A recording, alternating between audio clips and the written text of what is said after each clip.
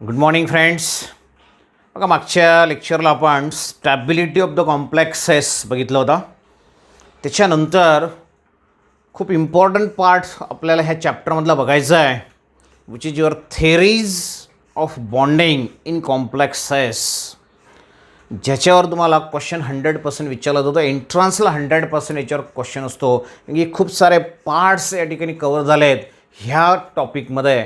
म्हणून केअरफुली लक्ष द्या व्यवस्थित, म्हणजे तुम्हाला सहज हा पार्ट जो आहे, ही थेरी जी आपण बघणार ती तुम्हाला समजेल. आणि त्या थेरीच्या पॉश्युलेटनुसार, फीचर्सनुसार एखादा कॉम्प्लेक्स कंपाऊंड कसा तयार होतो, त्याचे कॅरेक्टरिस्टिक काय आहेत हे आपल्याला डिसाईड करता येतात. पण जोपर्यंत थेरी आपल्याला व्यवस्थित समजत नाही तोपर्यंत त्या कंपाऊंडचं फॉर्मेशन तुम्हाला दाखवता येणार नाही, त्याचे कॅरेक्टरिस्टिक जे आहेत ते आपल्याला सांगता येणार नाही. मित्रांनो बघा, आता theories of bonding in complex असं म्हटलं आहे, म्हणजे इथं आपल्याला मेटल कॉम्प्लेक्स जे तयार करतो आपण, कोऑर्डिनेशन कंपाऊंड जे तयार करतो, त्या बॉन्डचं नेचर आपल्याला एक्सप्लेन करायचं आहे.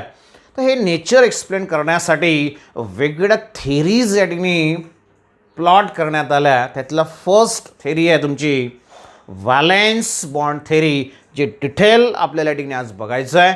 दुसरी थेरी आहे CFT, first VBT, valence bond theory लिहा, मेन्शन करा. First one is your VBT, valence bond theory, जी डिटेल आपल्याला बघायची आहे. Second one is your CFT, crystal field theory, जी तुमच्या सिलेबसमध्ये आहे, पण 25% सिलेबस जे तुमचं ओमिट झालं आहे, नॉन इव्हॅल्युएटिव्ह आहे, त्याच्यात CFT तुम्हाला दिलेलं आहे, म्हणजे तो पार्ट आपण या ठिकाणी घेणार नाही. त्याच्यानंतर आहे ligand field theory, LFT, ligand field theory. आणि फोर्थ थेरी आहे, that one is MOT. Already 11th असताना MOT काय ते आपण बघितलं आहे, which is your molecular orbital theory. तर ह्या चार वेगळ्या थेरी ज्या आहेत, तर कॉम्प्लेक्समधलं जो बॉन्ड आहे ते एक्सप्लेन करण्याचं काम करतात. मित्रांनो, पैकी महत्त्वाची थेरी आहे VBT, जी 11वीला असताना पण आपण बघितली आहे. With respect to hydrogen bond form होताना कशा पद्धतीने तयार होतो, तो according to valence bond theory आपण बघितलेला आहे. त्याच्यासाठी कर आपण काढला होता हायड्रोजनच्या फॉर्मेशनसाठीचा. तुम्हाला आठवत असेल तर बघा, नेचर ऑफ केमिकल बॉन्ड किंवा केमिकल बॉन्डिंग हे जे चॅप्टर आहे त्याच्यात आपण हा पार्ट बघितला आहे VBTचा, व्हॅलेन्स बॉन्ड थेरीचा. इथं आपल्याला आता व्हॅलेन्स बॉन्ड थेरी अप्लाय करायची आहे, बघायची आहे with respect to your complex compounds, बरोबर आहे. तर नेमकं आता व्हॅलेन्स बॉन्ड थेरी काय असणार आहे बघूया आपण. Therefore now consider here the valence bond theory, VBT, त्याला आपण शॉर्टली ॲब्रिवेट करणार. मग या VBTचा जर विचार केला मित्रांनो, this theory was put forward by the पॉलिंग्सने ही थेरी देण्याचं काम आपल्याला केलं आहे. According to this theory, how the coordinate bond is form. लक्ष द्या व्यवस्थित, खूप महत्त्वाचं आहे. ह्या थेरीनुसार कोऑर्डिनेट बॉन्ड कसा तयार झाला आहे. Simply here coordinate bond is form due to the overlapping. काय म्हणतो मी, लक्षात व्यवस्थित. Coordinate bond is form due to the overlapping between a vacant orbital, कोणाकोणामध्ये ओव्हरलॅपिंग होत आहे, vacant orbital of central metal and completely filled orbital of ligand. बघा, दोघं शब्द फार महत्त्वाचे आहेत. Vacant orbital of central metal आणि completely filled orbital of ligand, ह्या दोघांमध्ये ओव्हरलॅपिंग झाल्यानंतर तो कोऑर्डिनेट बॉन्ड जो आहे तो तयार होतो, हे सांगण्याचं काम ह्या थेरीने केलं आहे. मग ह्या थेरीचे सायलेंट फीचर्स काय असतील ते आपल्याला बघायचे आहेत. Therefore now consider the silent features of VBT, किंवा पॉश्युलेट म्हटलं मित्रांनो तरी पण चालेल, अझम्पशन म्हटलं तरी पण चालेल. What are the features of valence bond theory. खूप इम्पॉर्टंट पार्ट आहे. एक एक फीचर, एक एक पॉस्ट्युलेट व्यवस्थित समजून घ्या. मी तुम्हाला फॉर्मेशन ऑफ कॉम्प्लेक्स कंपाऊंड किंवा त्यातला बॉन्ड जो आहे कोऑर्डिनेट बॉन्ड तो कसा तयार होतो ते तुम्हाला या फीचर्समध्ये लक्षात येईल मित्रांनो. बघा सायलेंट फीचर्समध्ये व्हेरी फर्स्ट फीचर आपल्याला बघायचं आहे. Very first feature for the valence bond theory is that, पहिलं महत्त्वाचं फीचर आहे सेंट्रल मेटल जो असेल, सेंट्रल मेटल शॉर्टली लिहितो आहे मी, तुम्ही कंप्लीट सेंटेन्स लिहिण्याचा प्रयत्न करा. सेंट्रल मेटल प्रोव्हाइड्स, सेंटरला जो मेटल असेल एक तर तो ॲटमच्या फॉर्ममध्ये असेल किंवा तो आयनच्या फॉर्ममध्ये असेल. Central metal provides the vacant orbital. Central metal provides the vacant orbital for the formation of coordinate bond. Central metal जो असेल बॉन्ड फॉर्मेशनसाठी वॅकंट ऑर्बिटल प्रोव्हाइड करण्याचं काम करतो. लक्ष द्या असतील. मग इथं म्हटलं बघा वॅकंट ऑर्बिटल सेंट्रल मेटल आणि फील्ड ऑर्बिटल ऑफ लिगँड यांच्यामध्ये ओव्हरलॅपिंग होते, बरोबर आहे. तर ते वॅकंट ऑर्बिटल प्रोव्हाइड करण्याचं काम इथं सुद्धा म्हटलं आहे आपण सेंट्रल मेटल, इथं पण म्हटलं आहे सेंट्रल मेटल. सेंट्रल मेटलचं काम काय तर व्हॅकंट ऑर्बिटल, एम्प्टी ऑर्बिटल, ज्याच्यात एम्प्टी ऑर्बिटल म्हणजे काय रे, ज्याच्यात एकही इलेक्ट्रॉन नाही असं ऑर्बिटल प्रोव्हाइड करायचं कोऑर्डिनेट बॉन्ड तयार करण्यासाठी, बरोबर आहे. हे झालं फर्स्ट फीचर. त्याच्यानंतर दुसरं महत्त्वाचं फीचर आहे number of vacant orbitals provided. कोण प्रोव्हाइड करतं रे? Central metal. म्हणजे परत ते इथे लिहिण्याची गरज नाही आहे, तुम्ही सेंटेन्स लिहिताना मात्र तसं लिहा. Number of vacant orbitals provided by central metal is equal to the number of coordinate bonds form. म्हणजे थोडक्यात काय तर सेंट्रल मेटल जो आहे जेवढे वॅकंट ऑर्बिटल प्रोव्हाइड करेल तेवढे कोऑर्डिनेट बॉन्ड तयार होतील. समजा सेंट्रल मेटलने 4 व्हॅकंट ऑर्बिटल प्रोव्हाइड केले, 4 कोऑर्डिनेट बॉन्ड तयार होईल.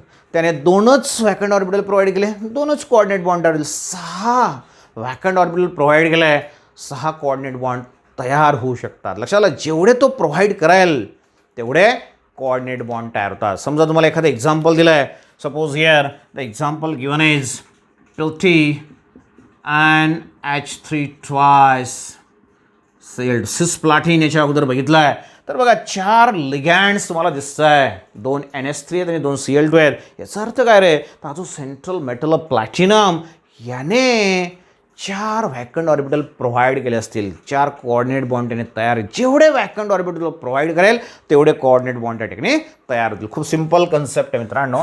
त्याच्यानंतर तिसरं पॉस्ट्युलेट आपल्याला बघायचं आहे, तिसरं फीचर आपल्याला बघायचं आहे.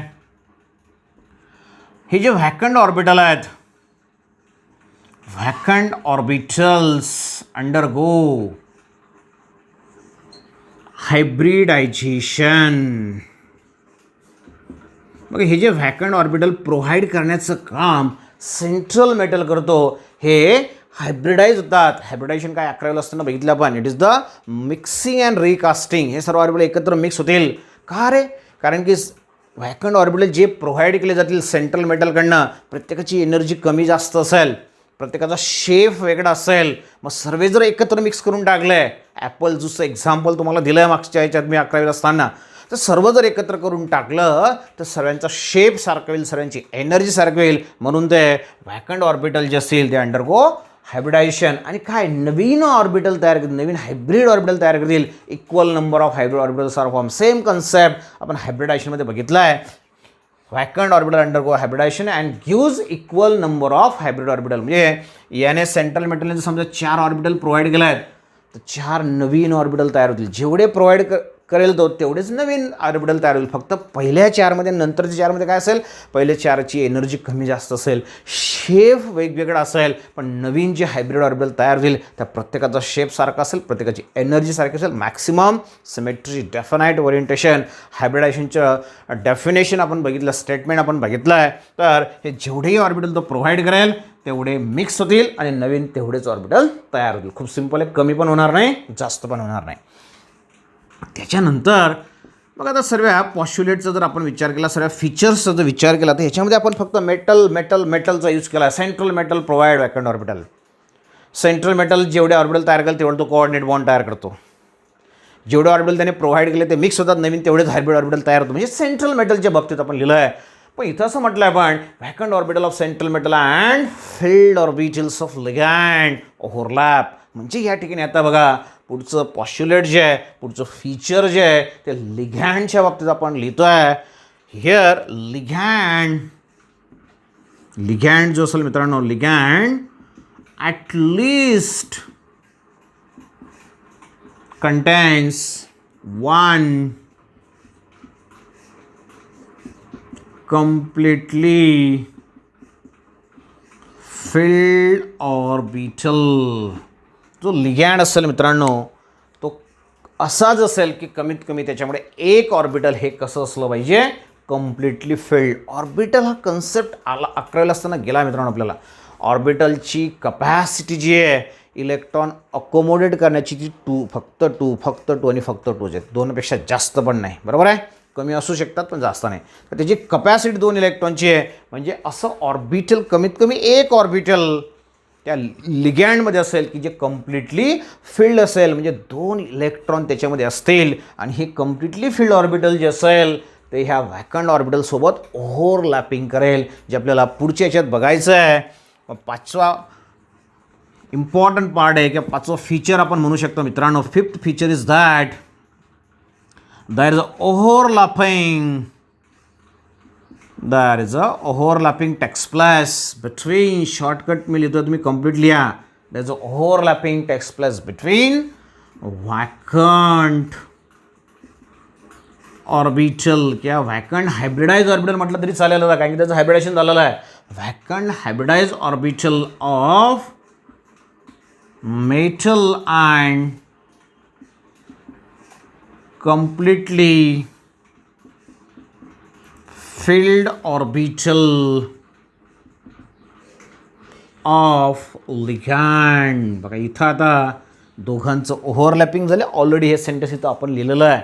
तर vacant hybrid orbital of central metal overlaps with the completely filled orbital of your ligand. लिगॅंडच्या ऑर्बिटलसोबत तो ओव्हरलॅपिंग करेल आणि ओव्हरलॅपिंग झाल्यानंतर बॉन्ड्स त्या ठिकाणी तयार होतात. तुम्हाला माहिती आहे, बरोबर आहे. आपण असं म्हटलं बघा VBTमध्ये 11वीला असताना 2 हाफ फिल्ड ऑर्बिटल ओव्हरलॅप होतात आणि मग पेअरिंग ऑफ इलेक्ट्रॉन. इथं तसं नाही आहे. एक व्हॅकंट एक कम्प्लिटली फिल्ड आहे, इलेक्ट्रॉनची पेअर एकच प्रोव्हाइड करतो, म्हणून तो कोऑर्डिनेट बॉन्ड तयार होतो. कोऑर्डिनेट बॉन्डची डेफिनेशनच ती आहे मित्रांनो, ठीक आहे. तर बघा आता त्याच्यानंतर आपल्याला पुढचं महत्त्वाचं फीचर बघायचं आहे. 6th फीचर असं म्हटलं आहे आपण बघा, व्हॅकंट ऑर्बिटल्स अंडरगो हायब्रिडायझेशन. जे व्हॅकंट ऑर्बिटल आहेत ते हायब्रिडाइज होतात, बरोबर आहे. आणि हायब्रिडाइज झाल्यानंतर मग ते ह्या ऑर्बिटलसोबत ओव्हरलॅपिंग करतात. लिगॅंडच्या ऑर्बिटलसोबत जे कम्प्लिटली फिल्ड आहे त्याच्यासोबत ते ओव्हरलॅपिंग करतात आणि बॉन्ड तयार होतो. मग जॉमेट्री जे मित्रांनो, तो जो कॉम्प्लेक्स तयार होईल त्याची जॉमेट्री म्हणजे या ठिकाणी लिहू शकतो आपण जॉमेट्री ऑफ कॉम्प्लेक्स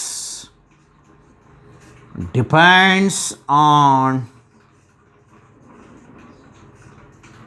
हायब्रिडायझेशन. सोबत लिहा, खूप इम्पॉर्टंट आहे मित्रांनो. जॉमेट्री ऑफ द कॉम्प्लेक्स, जो कोऑर्डिनेट कंपाऊंड तयार होणार, जो कॉम्प्लेक्स कंपाऊंड तयार होणार त्याची जॉमेट्री कशावर डिपेंड आहे. Geometry of the complex depend on the hybridisation. तर म्हटलं आपण की सेंट्रल मेटल जे व्हॅकंट ऑर्बिटल प्रोव्हाइड करणार ते मिक्स होतात, हायब्रिडायझेशन दाखवतील. ते हायब्रिडाइज झालेले जे ऑर्बिटल आहेत मित्रांनो त्याच्यानुसार आपण त्याची जॉमेट्री डिसाईड करू शकतो, बरोबर आहे. मग हायब्रिडायझेशननुसार जॉमेट्री काय असते हे तुम्हाला चांगलं माहिती आहे. 11वीला असताना आपण बघितलं आहे. जर समजा लक्ष द्यायचं व्यवस्थित, जर समजा एखाद्या याचं हायब्रिडायझेशन SP असेल, if the hybridisation is SP, than तुम्हाला माहिती आहे मित्रांनो SP हायब्रिडायझेशन असेल तर जॉमेट्री असते लिनियर. हे सर्व माहिती तुम्हाला लिहून घ्या तरी सुद्धा. If the hybridisation is SP then the geometry is linear. जर समजा हायब्रिडायझेशन SP2 असेल तर जॉमेट्री जी असेल मित्रांनो that one is triangular planar geometry. तर त्याची जॉमेट्री जी असते ती ट्रायंग्युलर प्लेनर असते. मग अजून काही वेगळा प्रकार असू शकतो का हायब्रिडायझेशनचा? येस, डेफिनेटली असणार. SP2 हे तर आपण 11th असतानाच बघितलं आहे. समजा जर हायब्रिडायझेशन SP3 असेल, हे पण तुम्हाला चांगलं माहिती आहे. SP3 असेल तर त्याची जॉमेट्री असते टेट्राहेड्रल जॉमेट्री. बरोबर आहे. तर जॉमेट्री काय असणार आहे? टेट्राहेड्रल. त्याच पद्धतीने जर समजा हायब्रिडायझेशन DSP नुसतं DSP राहिलं असतं तर DSP मायसेल्फ DSP. बरोबर आहे. पण इथं काय DSP2 किती ऑर्बिटल झाले रे? इथं बघा S1 आणि P3 4 ऑर्बिटल. इथं सुद्धा बघा Dचं 1, Sचं 1, Pचे 2 म्हणजे 4 ऑर्बिटल झालं आहे. DSP2 जर असेल 4 ऑर्बिटल असतील तर टेट्राहेड्रल, पण तो SP3 पाहिजे. आणि DSP2 जर असेल तर याची जॉमेट्री असते मित्रांनो it is your square planar geometry. मग अजून याच्यापेक्षा काही वेगळा आहे का? Then the next one is DSP3. DSP2 and DSP3. Total orbital किती झाले बघा रे. इथं जर तुम्ही विचार केला तर 4 ऑर्बिटल आहेत, पण पुढचं जर तुम्ही विचार केला DSP3चा जर विचार केला तर 5 ऑर्बिटल आहेत. आणि 5 ऑर्बिटल जर असेल तर त्याची जॉमेट्री असते ट्रायंग्युलर म्हणजे 3 आणि बाय पिरॅमिडल. खूप इम्पॉर्टंट आहे मित्रांनो. Triangular bipyramidal. बरोबर आहे. बघा 5 ऑर्बिटल, 5 पैकी ट्रायंग्युलर म्हणजे 3 आणि बाय मीन्स 2 झाले 5. Triangular bipyramidal. त्याच्यानंतर अजून याच्यापेक्षा काही वेगळं हायब्रिडायझेशन असेल का? तर ते असतं D2SP3. D2SP3 किंवा ह्यालाच आपण वेगळं पण दाखवू शकतो SP3 D2. टोटल ऑर्बिटलची संख्या काय बघा आता. D2 म्हणजे 2, Sचं 1 आणि Pचं 3 म्हणजे टोटल 6 ऑर्बिटल आहेत. इथं पण 6 ऑर्बिटल, Sचं 1, Pचे 3, Tचे 2, दोघांमध्ये 6 ऑर्बिटल आहेत. ते D2SP3 की SP3 D2 दोघांपैकी काही असलं मित्रांनो तर 6 ऑर्बिटल 6 लिगॅंड्स त्याला लिंक होतील. आणि 6 लिगॅंड असेल, कोऑर्डिनेशन नंबर 6 असेल तर जॉमेट्री काय असतं रे? It is octahedral geometry.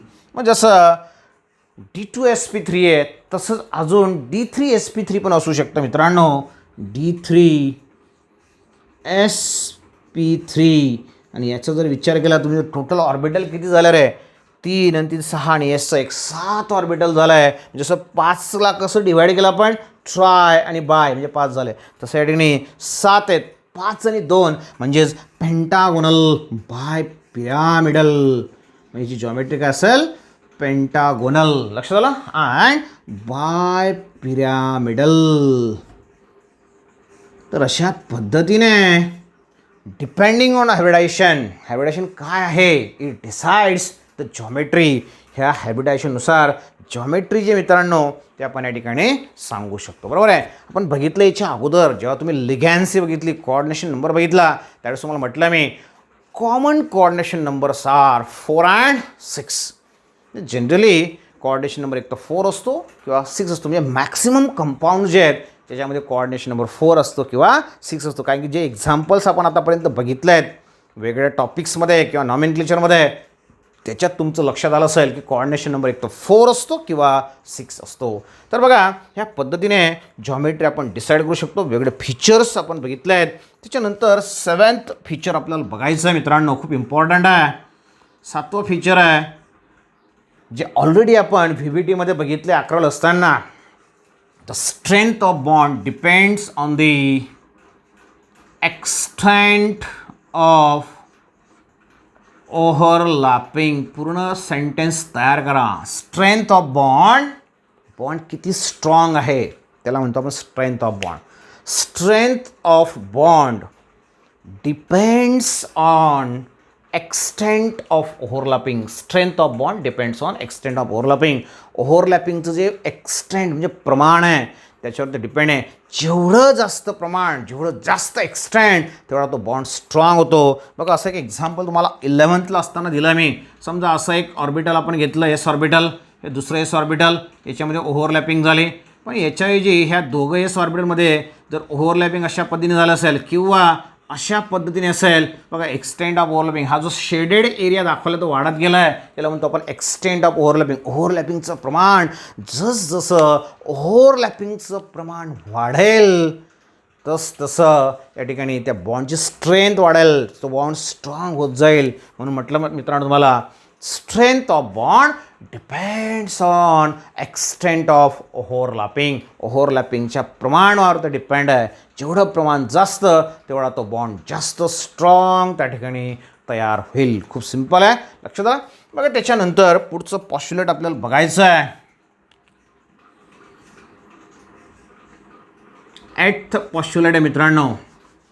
बघा इथं म्हटलं आहे आपण हायब्रिडायशन दाखवताना एक दाखवलं तुम्हाला D2sp3 आणि sp3d2, बरोबर आहे. मग ह्या दोघांमध्ये काय फरक आहे रे बघा. D2sp3 आणि sp3d2 दिसतंय, दोघं सारखेच दिसतं आपल्याला, कारण की दोघांची जॉमेट्री आपण काय दाखवली तर सेम दाखवली. पण फरक काय बघा मित्रांनो, लक्ष द्या व्यवस्थित. इफ तुम्ही लिहित चला सेंटेन्स सोबत माझ्या, if n-1 d orbital is involve. बघा दोन प्रकारचे डी ऑर्बिटल आहेत, एक n-1d आणि दुसरं आहे ND ऑर्बिटल. शॉर्टली मी मेन्शन करतो आहे, तुम्ही पूर्ण सेंटेन्स लिहा. हायब्रिडायझेशन होत असताना जर n-1d ऑर्बिटल इन्व्हॉल्व झाला तर n-1dचा अर्थ समजून घ्या. n म्हणजे हा सेलचा नंबर आहे, शेवटच्या सेलचा नंबर आहे, प्रिन्सिपल क्वांटम नंबर, बरोबर आहे. n is the principal quantum number किंवा थोडक्यात सेल नंबर म्हटलं तरी चालेल. शेवटच्या सेलचा नंबर, शेवटची सेल, 5वी सेल, 6वी जी असेल ती सेल म्हणजे n. त्याच्या अगोदरची सेल जी असेल, म्हणजे शेवटची सेल जर 6 नंबरची असेल तर nची व्हॅल्यू तुम्ही 6 टाकणार.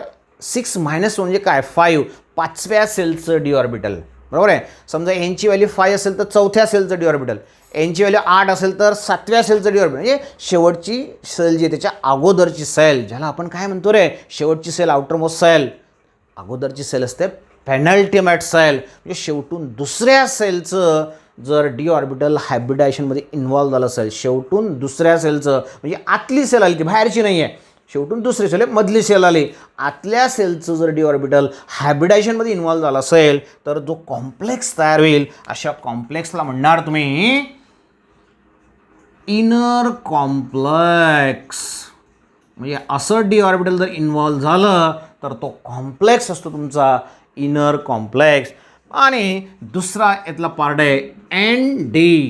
NDचा अर्थ काय झाला मग, n म्हणजे शेवटची सेल, शेवटच्या सेलचं डी ऑर्बिटल जर ह्या हायब्रिडायशनमध्ये असेल, शेवटच्या सेलचं आउटर मोस्ट सेलचं डी ऑर्बिटल, आउटर मोस्ट सेलचं, सेकंड लास्ट सेलचं, बरोबर आहे. मधल्या सेलचं इनर सेलचं आलं म्हणून इनर कॉम्प्लेक्स, शेवटच्या सेलचं आलं, आउटर सेलचं आलं, आउटर मोस्ट सेलचं आलं, म्हणून इथं जो कॉम्प्लेक्स तयार होईल त्याला म्हणणार मित्रांनो तुम्ही आउटर कॉम्प्लेक्स. खूप सिंपल आहे. मग जेव्हा आता याच्या दोघांचा अर्थ काय झाला बघा, अगोदर D2 दाखवला आहे D2sp3 आणि इथं sp3d2 असं दाखवलं आहे.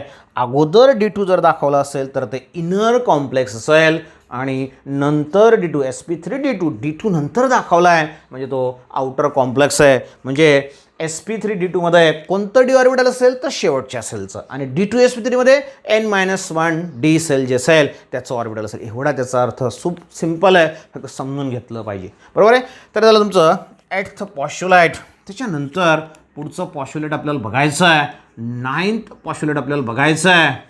If the complex contains unpaired electron, कॉम्प्लेक्समध्ये जर अनपेअर्ड इलेक्ट्रॉन असेल 1, 2, 3 whatever it may be, then that complex shows the paramagnetic character.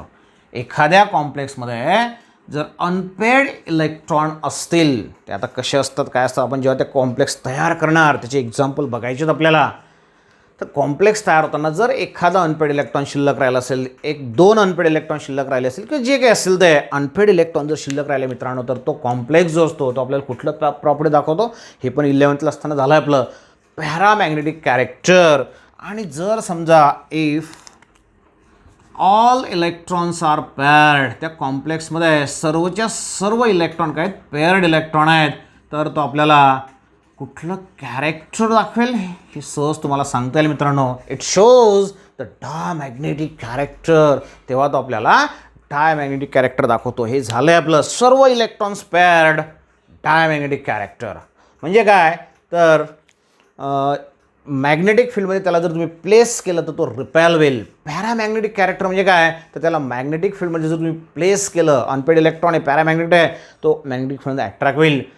आणि तिसरा एक शब्द वापरतो आपण, तो इथं वापरलेला नाही आहे, तो असतो तुमचा फेरोमॅग्नेटिक कॅरेक्टर. खूप जास्त अनपेड इलेक्ट्रॉन, खूप जास्त म्हणजे 100-200 करे नाही, तर 4 किंवा 4पेक्षा जास्त इलेक्ट्रॉन जर अनपेड असले तर तो फेरोमॅग्नेटिक कॅरेक्टर आपल्याला दाखवतो. Strongly attracted in the magnetic field. हा वीकली अट्रॅक्टेड आहे आणि हा repelled in the magnetic field. लक्षात आलं. तर ह्या पद्धतीने त्या कॉम्प्लेक्सचं कॅरेक्टर तुम्हाला ठरवता येईल. जर त्या कॉम्प्लेक्समध्ये अनपेड इलेक्ट्रॉन असेल, जास्त नसतात, 1-2 असतो, तर तो पॅरामॅग्नेटिक कॅरेक्टर दाखवेल. सर्वच्या सर्व पेड इलेक्ट्रॉन जर असले तर तो डायमॅग्नेटिक कॅरेक्टर दाखवतो. खूप सिंपल आहे.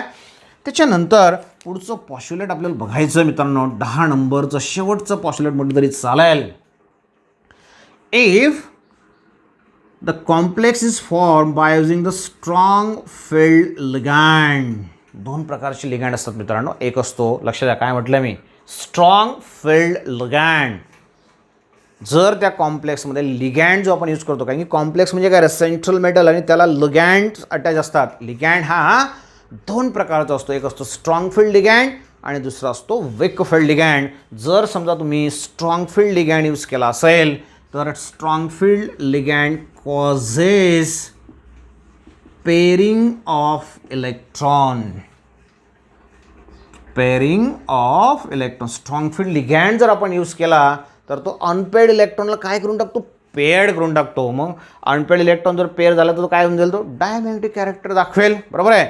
आणि लक्षात येतं एक वेगळं कॅरेक्टर आपल्याला शिकायचं आहे, जे पुस्तकात तुम्हाला दिलं नाही पण तुम्हाला विचारलं जातं. जर स्ट्रॉंग फील्ड लिगँड असेल तर तो शक्यतोवर जेवढी अनपेड इलेक्ट्रॉन असेल त्यांना तो पेअरिंग करण्याचा प्रयत्न करतो. याला म्हणतो आपण, ह्या फेनामेनला, ह्या प्रोसेसला म्हणणार तुम्ही स्पिन पेअरिंग प्रोसेस. काय म्हणतो आपण याला, स्पिन पेअरिंग प्रोसेस. सर्व इलेक्ट्रॉनचं पेअरिंग होणं, spin pairing process. Spin neutralise होऊन जातो आणि सर्व इलेक्ट्रॉन जर पेअर्ड झाले तर तो कॉम्प्लेक्स जो तयार होईल, खूप इम्पॉर्टंट शब्द या ठिकाणी वापरतो आहे. जर पेअर्ड इलेक्ट्रॉन्स सर्व तर तो कॉम्प्लेक्स जो तयार होतो तो लो स्पिन कॉम्प्लेक्स असतो. पेअर्ड इलेक्ट्रॉन आहेत, अनपेड नाहीत. अनपेड असले तर स्पिनिंग होणार. सर्व इलेक्ट्रॉन पेअर जोड्या लावल्या गेल्या सर्वांच्या, म्हणजे पेअरिंग झाल्यामुळे काय स्पिनिंग त्याचं होणार नाही, म्हणून त्याला म्हणणार तुम्ही लो स्पिन कॉम्प्लेक्स. मग लक्षात ठेवायचं, जेव्हा तुम्ही हा स्ट्रॉंग फील्ड लिगँड यूज करणार, लक्षात द्या खूप इम्पॉर्टंट आहे, याच्यावरच तुम्हाला एंट्रन्सला क्वेश्चन असतो. स्ट्रॉंग फील्ड लिगँड जर यूज केला तर तो काय करतो रे, स्पिन पेअरिंग करणार किंवा पेअरिंग ऑफ इलेक्ट्रॉन करणार. पेअरिंग ऑफ इलेक्ट्रॉन झाल्यामुळे काय होईल, सर्व इलेक्ट्रॉन जर पेअर्ड झाले तर तो डायमॅग्नेटिक कॅरेक्टर दाखवेल. पेअरिंग झाल्यामुळे इलेक्ट्रॉनचं स्पिनिंग होत नाही, म्हणजे तो लो स्पिन कॉम्प्लेक्स तयार करणार. बरोबर आहे. असे कोणते लिगँड आहेत जे स्ट्रॉंग फील्ड आहेत, तर या ठिकाणी बघा त्याचं एक्झाम्पल पुस्तकात दिलेलं नसेल बहुतेक, पण लक्षात ठेवा व्यवस्थित. सायनाइड जो आहे मित्रांनो, हा सायनाइड तुमचा स्ट्रॉंग फील्ड लिगँड आहे. अमाइन लिगँड जो आहे NH3 हा सुद्धा तुमचा स्ट्रॉंग फील्ड लिगँड आहे. CO जो आहे मित्रांनो, कार्बोनिल लिगँड जो आहे हा सुद्धा तुमचा स्ट्रॉंग फील्ड लिगँड आहे. नायट्रोसोनियम आयन जो आहे हे दिलेलं नाही, मेन्शन करा, लिहा, खूप इम्पॉर्टंट आहे. IMP म्हणून लिहा त्याला. नायट्रोसोनियम हा नवीन लिगँड आहे, कारण की पॉझिटिव्ह लिगँड रेअर आहेत. मोस्टली लिगँड काय असतात तुमचे, निगेटिव्ह किंवा युनिटलेस चार्जलेस. हा बघा, चार्जलेस निगेटिव्ह. पॉझिटिव्ह खूप रेअर आहेत. हा नायट्रोसोनियम आहे, लक्षात द्या, नाव पण लिहा, नायट्रोसोनियम आयन स्ट्रॉंग फील्ड लिगँड आहे. आणि C2O4-2 ऑक्झॅलेटो झाला म्हणणार तुम्ही. ऑक्झॅलिक ॲसिडपासून तो तयार होतो. तर हे जे आहेत हे सर्व तुमचे काय आहेत तर स्ट्रॉंग फील्ड लिगँड्स आहेत. These all are your strong field ligand. असा कुठलाही लिगँड दिसला तर तो काय करेल रे, त्याला अनपेड इलेक्ट्रॉन दिसले की तो पेअरिंग करतो. कसा करणार ते आपण नेक्स्ट व्हिडिओमध्ये डेफिनेटली बघणार.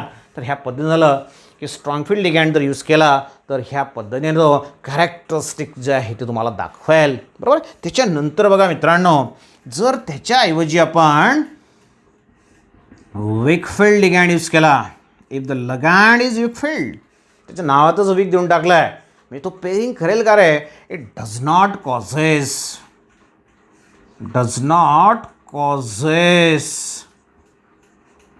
Pairing of electron. तो इलेक्ट्रॉनचं पेअरिंग करू शकत नाही.